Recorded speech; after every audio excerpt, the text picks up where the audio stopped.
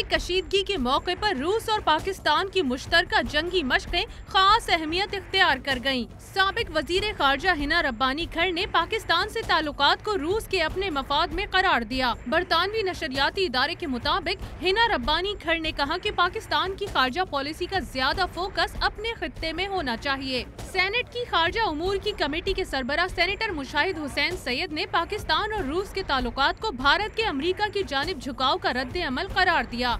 उनका कहना है कि भारत और अमरीका एक नई सर्द जंग की कोशिश कर रहे हैं। मुमताज तज्जियाकार डॉक्टर हसन अस्करी रिजवी ने इंकशाफ किया है कि पाकिस्तान रूस से असलहा खरीदना चाहता है और ताल्लुकात बेहतर होने से दोनों ममालिक के दरमियान दिफाई ताल्लुकात को वसअत मिलेगी। सीनियर सहाफी फारूक मोइन दिफाई ताल्लुकात का दायरा इक्तिसादी मैदान तक बढ़ाने के आरजुमंद हैं। पाकिस्तान को जो भारत का प्रोपेगेंडा है या कोई कह रहे थी तनहा कर देंगे, वो बिल्कुल गलत है। जो ज़मीनी हक़ाइक़ है उसके बिल्कुल मुख्तलिफ है।